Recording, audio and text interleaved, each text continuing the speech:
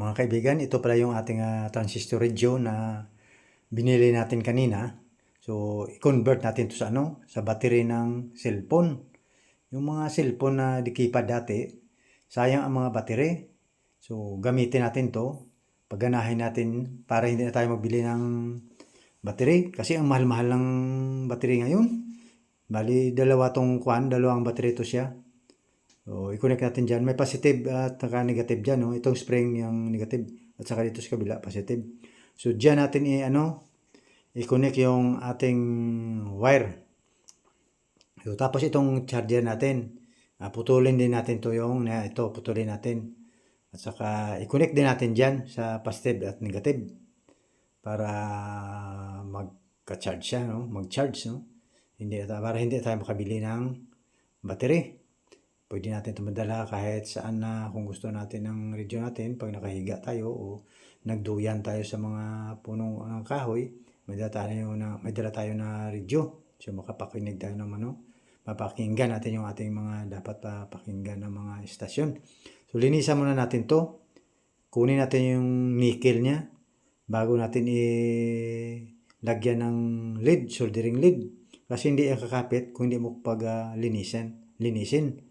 So, linisan na natin. So, ito na. Pakapitin natin muna yung yung lead, soldering lead. Bago natin i-connect yung yung wire, lagyan muna natin ng soldering lead para mabilis kumapit yung ating wire. Kasi kung i-direkta mo yan, hindi yan hindi magdiretso kapit. So, ito nakalagyan natin. So, i-connect natin.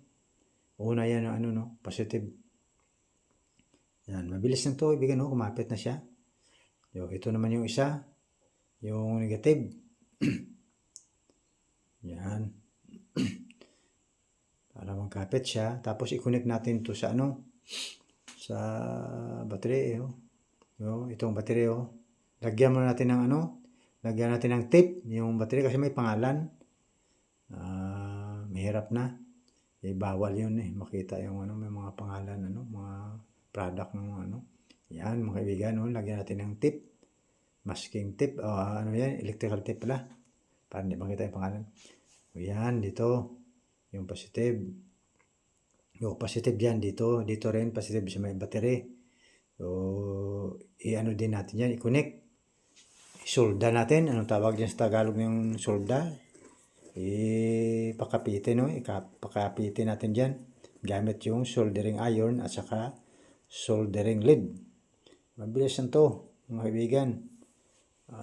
Tingnan natin mamaya kung gagana siya. Mahal ng mga ngayon bilhin. So kung ano mga dapat mga bagay-bagay na pwede natin mapakinabangan, hanapan natin ng paraan. Itapon mo lang yan, sayang, magamit pa yan. Saka wala naman yung hindi naman ngayon uso ang mga di-keypad na na battery. Halos ang mga battery ngayon ng mga cellphone, mga na, built-in na. Ito magamit pa to. Matagal pa natin gamit to. Matagal pa gamitin to. Matibay ito mga kaibigan yung battery ng cellphone. Mabilis pa i-charge. Hindi man maabutan ng 1 hour. Puno naman to yung niya. Kalayo yan. Ano tawag dyan? Apoy o kuryente. Yan. So, na-welding na natin mga kaibigan. Natin, yung positive negative. So, pakinggan natin. I-on natin kung gagana siya. Bayad? Hindi Garcia, siya ako na amon himuon subong.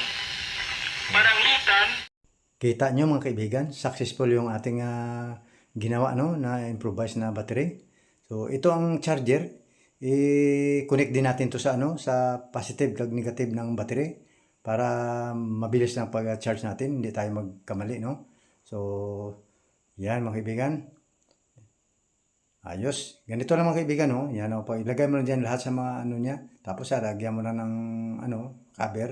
Okay na. So thank you very much for watching mga kaibigan. Don't forget to like and share my video and follow more.